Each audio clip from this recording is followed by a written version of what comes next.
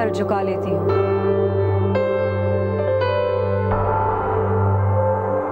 क्यों मेरे मरने के बाद मेरा इंसाफ होता है?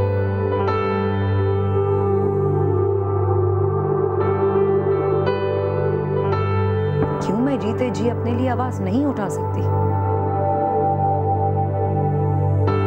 क्यों सब जानते हुए भी खामोश रहते हैं? क्यों? मेरी आवाज सुनो 28 नवंबर से 3 दिसंबर तक सिर्फ सुबह सवेरे मेरे साथ।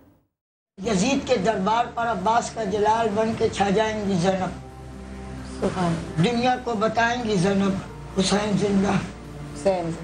भैया चली हम शीर फी अमानिल्लाह।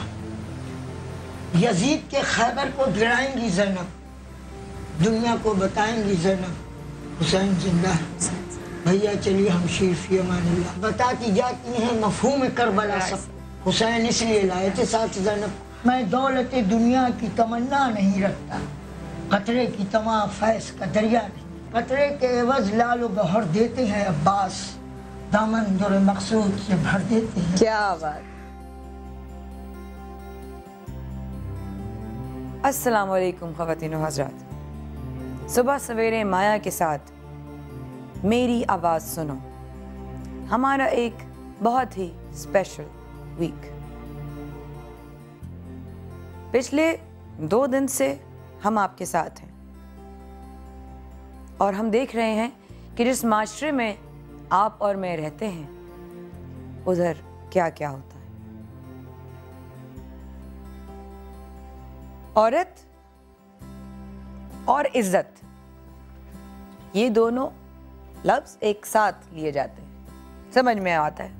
औरत होती है जो घर की इज्जत रखती है, औरत होती है जो माँ बाप का जो नाम है उस पर कभी दाग नहीं लगने देती, जबकि वही काम अगर मर्द करे तो फ़र्क नहीं पड़ता। लेकिन औरत इज्जत होती है, औरत और इज्जत साथ साथ चलते हैं। दोनों में से अगर एक भी चीज़ हटा दी जाए तो वो नामुकम्मल हो जाती है।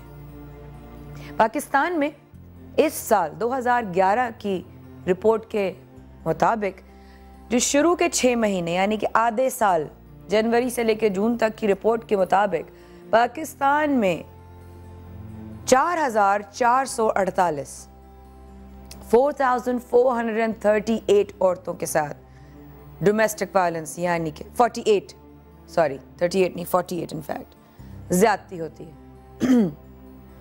और ये सिर्फ शुरू के 6 महीने की रिपोर्ट है, और ये भी वो रिपोर्ट है जिस पर केसेस रिपोर्ट हुए।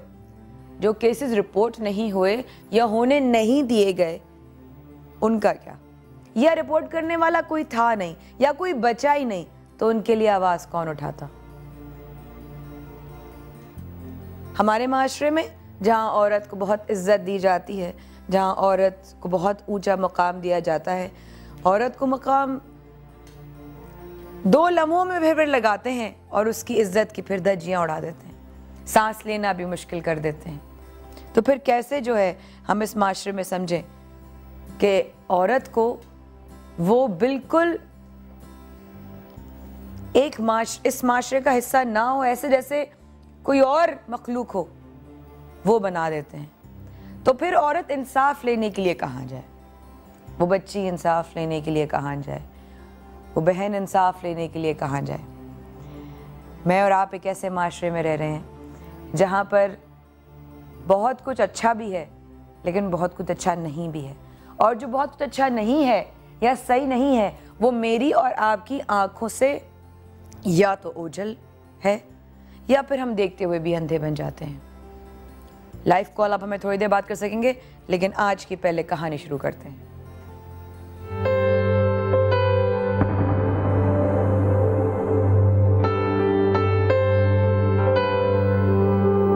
पूरा लिंक दे दिया, सर झुका लेती हूँ।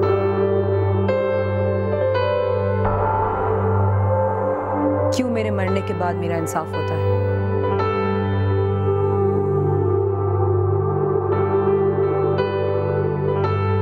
क्यों मैं जीते जी अपने लिए आवाज नहीं उठा सकती? क्यों सब जानते हुए भी खामोश रहते हैं?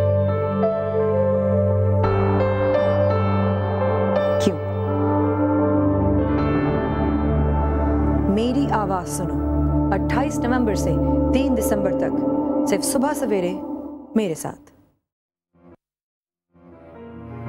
नौशहरों फिरोज से थोड़ा ही दूर एक कच्चे मकान में रहने वाली नवीदा कल्होड़ो, उम्र 14 साल, 3 भाइयों और 6 बहनों में सबसे छोटी ये लड़की माँ की बड़ी लाडली थी। सिंध के इस छोटे से शहर में औरतों पर आए दिन मजालिम होते ही रहते थे और नवीदा इससे बहुत घबराती थी।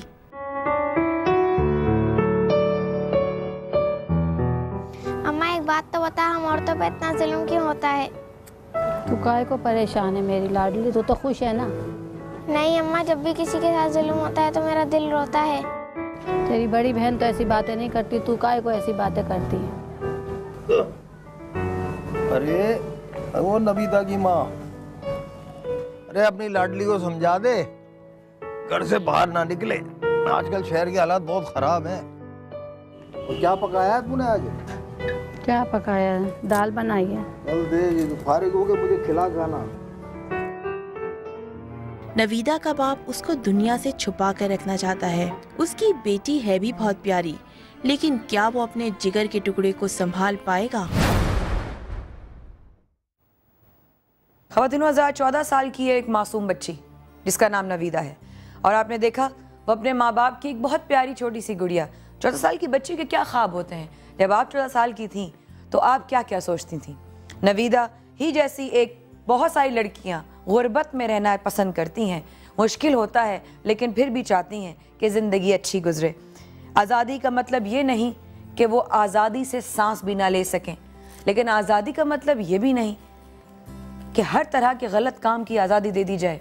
14 साल की इस बच्ची के साथ क्या होता है मैं आपको बताऊंगी थोड़ी देर बाद, लेकिन मैं एक बात ये कहना चाहूँगी कि इनकी सांसों को कैद कर देते हैं जिस इलाके से इनका ताल्लुक, या ऐसी बहुत सी बच्चियाँ, बहुत सी बहनें, बहुत सी औरतें, बहुत सी माएँ जिनका ताल्लुक ऐसे इलाकों, ऐसे गाँवों से होता है जहाँ पर अंधा कानून होता है, जहाँ पर मेरा अपना मेरी मर्जी का कानून चलेगा, जहाँ पे मैं कुछ भी कर सकूँ इस इलाके की औरतों के साथ। ये उस इलाके से थी। इनका अब तक कोई वकील नहीं है, लेकिन देखिए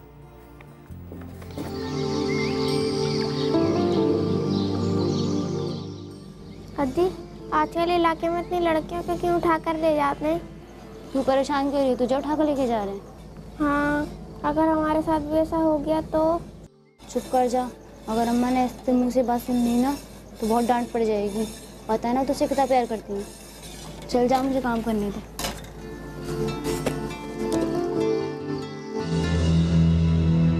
जिंदगी में दुख, गुर्बत, परेशानियां तो साथ साथ थीं, लेकिन नवीदा इन सब के साथ भी अपने चेहरे की हंसी को जिंदा रखना चाहती थी। औरत अगर अपने लिए आवाज उठाना चाहती है, या अपने लिए इंसाफ की तलबगार जब होती है, या अपने लिए चीख चिल्लाकर अपनी बेगुनाही साबित कर रही होती है, तो लोग उसका मजाक उड़ाते हैं। लोग उसका मजाक क्यों उड़ाते हैं? क्योंकि हमारा माशरा बड़ा आसान है, किसी का भी मजाक उड़ाना तो औरत के लिए तो और भी आसान समझते हैं। क्यों ऐसा क्यों है? औरत के साथ ही इतनी मुश्किलात क्यों है? क्यों वो अपने लिए सिर्फ इसलिए आवाज़ नहीं उठा सकती कि इज़्ज़त का मामला है? क्यों वो अपने लिए इंसाफ हासिल नहीं कर सकती क्योंकि कहीं ना कहीं माँ बाप या ख़ानदान का नाम ख़राब होगा? क्या एक औरत अपने लिए अपने आप को महफूज नहीं समझ सकती इस माशरे में? क्या वो अपने लिए नहीं लड़ सकती? आखिर क्यों? नवीदा का बाप और बाकी घर वाले पिछले कुछ दिनों से परेशान थे क्योंकि एक हफ्ते में 4 लड़कियां उठाई जा चुकी थीं। गुर्बत का दुख और तकलीफ तो सहना ही था, लेकिन इज्जत का खौफ भी नवीदा जैसे कई घरानों को था। नवीदा की माँ, अरे बाबा मसला ये है, अरे बच्चियों का बहुत ज्यादा ख्याल कर। आज वो नहीं है जो बदमाशी करते हैं इलाके में, निसार और वो बिग्गू, वो मैंने अपने मोहल्ले में अपने घर के दरवाजे के सामने से गुजरते हुए देखा है। तो तू कोशिश किया कर ये दोनों बच्चियां घर से बाहर ना निकलें। इनकी वजह से मैं यकीन कर मुझे नींद नहीं आती है, कहीं जाता हूँ मुझे इन लोग की याद आती है, कोई मसला नहीं खड़ा हो गया। ये घर से बाहर कहाँ निकलती हैं? घर में ही तो बच्चियाँ रहती हैं। अच्छी बात है बाबा, एहतियात तो जरूरी है ना, खुदा ना करे कुछ हो ना जाए। अल्लाह ना करे।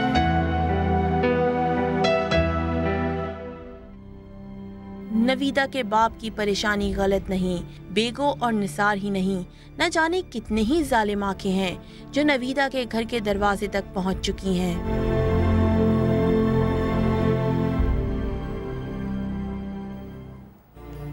इस सच से आंखें फेरी नहीं जा सकती कि औरत की इज्जत कांच की तरह नाजुक होती है। तो फिर क्यों ये जालिम माशरा, ये जालिम लोग इस कांच को तोड़ने में एक लम्हा नहीं लगाते? दो पल को ये सोचते नहीं हैं कि जिससे वो पैदा हुए थे वो भी एक औरत है। उसको आपने माँ तो बनाया, लेकिन अगर वो औरत ना होती तो वो आपकी माँ ना होती। क्यों औरत को हर जगह एक मजाक बनाकर रख दिया जाता है, एक लम्हा भी नहीं लगाते? कुछ ऐसा ही हुआ जैसा कि आपने देखा कि नवीदा के वालिद परेशान थे इलाके में कुछ गुंडों के हवाले से कि बच्चियों को उठाया जा रहा है, ज्यादती की जा रही है। तो कुछ ऐसा ही खतरनाक वाकया हुआ 14 साल की नवीदा के साथ। ओए नदीम, अरे नदीम, ओ नदीम, अरे बाबा नदीम। क्या हुआ अब्बा? अरे तू हर वक्त सोता रहता है, घर में मौजूद रहता है, अबे काम धंधे पे भी जाएगा बाबा के नहीं? बाहर वो लड़के बदमाशी करते, इस वजह से मैं काम पे नहीं गया। अरे तेरे को लड़कों से क्या लेना देना? अरे भरी तू काम पे सीधा सीधा जा। तेरी माँ ने तेरे को बिगाड़ के रख दिया है, हर वक्त सोता रहता है, सोता रहता है। माँ ने बिगाड़ के रख दिया है तेरे को। तेरी अम्मा से पूछता हूँ भी जाके।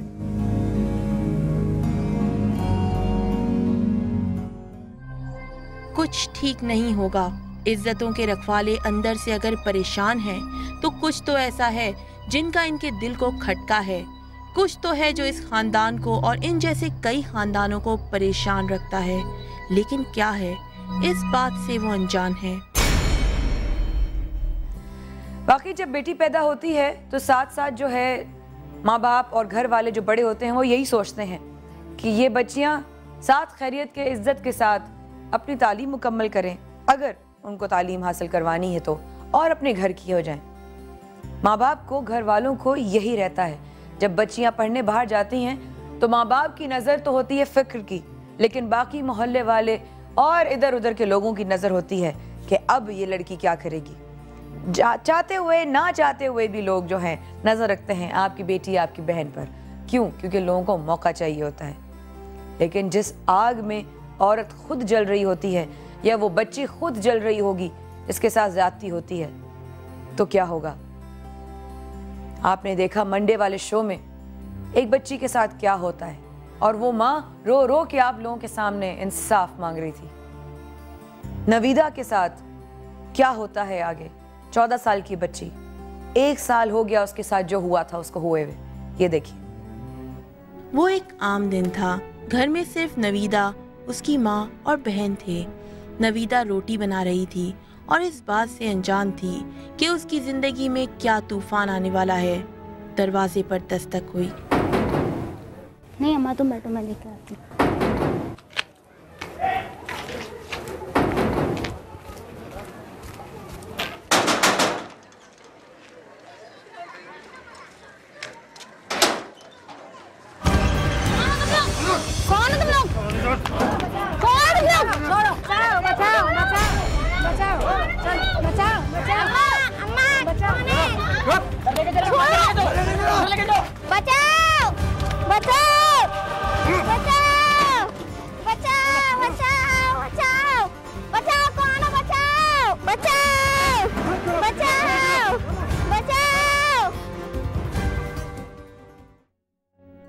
दरवाजा खोलते ही तकरीबन 8 लोग घर में दाखिल हो गए और नवीदा की चीखों पुकार भी काम न आई। उन लोगों ने नवीदा की माँ और बहन को कमरे में बंद कर दिया और उन्हें मारना शुरू कर दिया। बाहर बाकी लोग नवीदा को उठाकर एक अनजान रास्ते पर ले गए। एक बार फिर औरत मजबूर हुई। एक बार फिर औरत रोती पीटती अपने लिए सिर्फ चीखती चिल्लाती रही, और वो 8 आदमी या शायद 8 से ज्यादा नवीदा को कहीं ले जाते।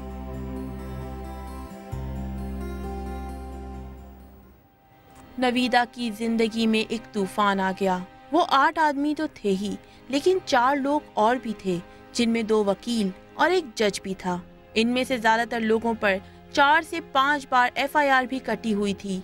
वो लोग नवीदा को जंगल में ले गए और उसके साथ इज्तिमाई ज्यादती की। नवीदा की पुकार और रोने का उनमें से किसी एक पर भी असर न हुआ।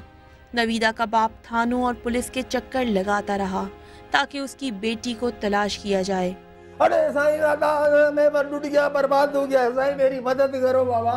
बाबा हाल में मेरी बच्ची को उठा के ले गए साईं, 8-9 आदमी थे। बैठ के बताओ, बैठ के बताओ। अरे साईं रे मत करो बैठ बाबा साईं, मेहरबानी मेहरबानी साईं। आप बताओ क्या हुआ? साईं मुंजा, मेरी बच्ची को ढूंढो बाबा, वो बच्ची को मार डालेंगे बाबा, जल्दी कर ढूंढो उसको। बताओ किस पे शक है, कौन कौन था, नाम बताओ जरा मुझे। साईं मुझे डर लगता है बाबा, बटेरे के आदमी है साईं। नाम बताएं आप। सब 9 आदमी थे तकरीबन साईं, 2 के नाम बता सकता हूँ आपको। अली नवाज और दूसरे का नाम मोहम्मद रमजान। बाकी साथी साईं, उनके साथियों के नाम मुझे नहीं मालूम। नवीदा का बाप उनके नाम लिखवाता गया और तलाश शुरू हुई। जंगल में बेहाल नवीदा आखिर पुलिस को मिल गई, लेकिन वो ज़हनी तवाज़ुन खो चुकी थी। ज़हनी तवाज़ुन कैसे कायम रहता? कैसे सोच सकते हैं हम? करने वाले ये जानवर किस कैफियत के मालिक होते हैं नहीं जानती। नौजवान बच्ची गैंग रेप का शिकार हो चुकी थी। हम माशरे में, अखबारात में, टीवी पर, फिल्मों में, बातों में सुनते हैं कि उसके साथ ज़्यादती हुई, उसके साथ ज़्यादती हुई। लेकिन वाकई जब आप इतने करीब से किसी को सुने, बहुत तकलीफ होती है। जानवरों का, जल्लादों का कानून है। एक ऐसा कानून है कि जिसके लिए कोई कुछ नहीं कर सकता, जिसके खिलाफ किसी के अंदर भी हिम्मत नहीं है आवाज उठाने की।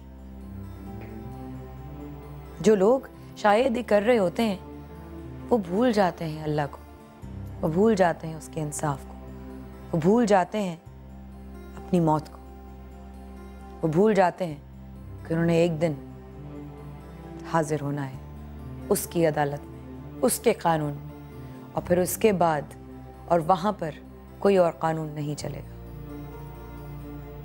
नवीदा 40 दिन अस्पताल में रही। इस दौरान उससे मिलने कई मिनिस्टर्स भी आए, मगर इंसाफ की तलाश में वो 1 साल से भटक रही है। अब वो ज़हनी तौर पर संभल तो चुकी है, क्योंकि वो आवाज़ उठाना चाहती है, दुनिया को बताना चाहती है कि हाँ, उस वक्त मैं कमज़ोर थी, लेकिन आज मैं तुम्हें कमज़ोर करना चाहती हूँ। 14 साल की नवीदा आज 15 साल की हो चुकी है। इस वाक़े को 1 साल हो चुका है। वक्फे के बाद करवाएंगे आपकी नवीदा से खुद मुलाकात, जो आज अपने लिए खुद खड़ी हुई है इंसाफ के लिए। इस वक्फे के बाद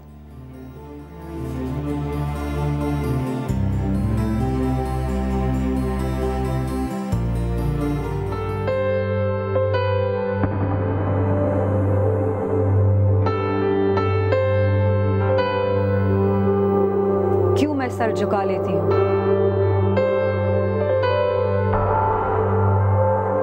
क्यों मेरे मरने के बाद मेरा इंसाफ होता है?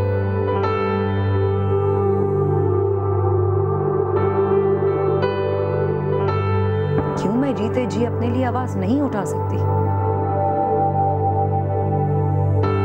क्यों सब जानते हुए भी खामोश रहते हैं?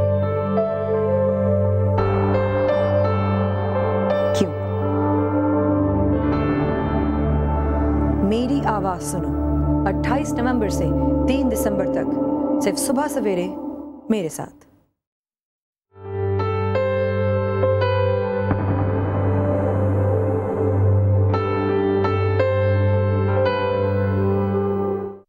यजीद के दरबार पर अब्बास का जलाल बन के छा जाएंगी ज़ैनब। दुनिया को बताएंगी ज़ैनब, हुसैन जिंदा। भैया चली हम शीर फी अमानिल्लाह।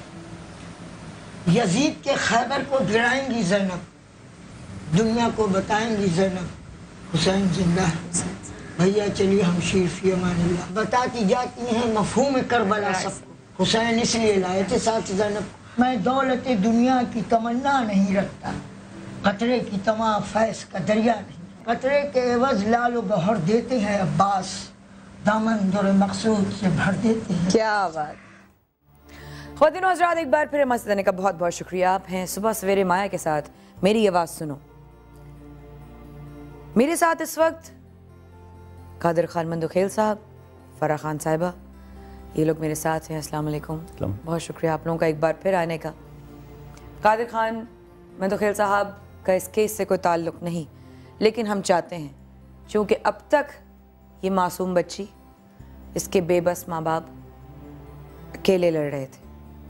एक सरदार जो उन्होंने कहा, उनके कबीले के सरदार, उनका नाम है अब्बासी साहब, उनका नाम रफ़ीक अब्बासी साहब। उनको आना था, ग़ालिबन उनको कोई काम आ गया तो वो कहीं फंस गए। लेकिन रफ़ीक साहब, आपकी जगह अभी भी रखी हुई है। आप देख सकते हैं यहाँ पर हमने आपकी चेयर रखी हुई है। आप जैसी फ्री हों और अगर हो सके तो आप प्लीज़ आइएगा ज़रूर। नवीदा कलोड़ो के माँ बाप और वो लड़की, बच्ची खुद। अस्सलाम वालेकुम। कैसे हो बच्चे? ठीक हो? 15 साल की हो गई माशाल्लाह। 14 साल की। पिछले साल 14 साल की थी। नहीं, 13 साल की थी जब वो उठाई थी। अच्छा, अब तक जो इसने खुद बताया है वो हमें ये बताया था। ठीक है, साल से कोई इतना फर्क नहीं पड़ता, लेकिन घर में सबसे छोटी थी। हाँ। कि क्या वक्त था जब वो उसको घर में घुसे थे ये लोग? आप लोग घर में नहीं थे हम। आप भी घर में थे? आप लोगों के होते हुए वो आके लेके चले? वो आके लेके। क्या कर रही थी तुम उस वक्त? मैं रोटी पका रही थी। तुमने नहीं देखा था पहले उनको कभी? नहीं, मैं तो सारा दिन घर में ही होती हूँ, बाहर भी नहीं जाती। अच्छा मेरा बच्चा, ठीक है। इंसाफ लेने का फैसला इसका खुद का था? हाँ। इंसाफ लोगी? हाँ। लड़ोगी अपने लिए? हाँ। हाँ।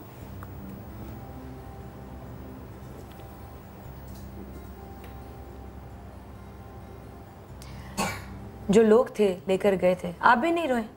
आप भी नहीं रोए? दुख। जिन लोगों ने ये, जो भी लोग हैं, इनको मैं इंसान नहीं कहती।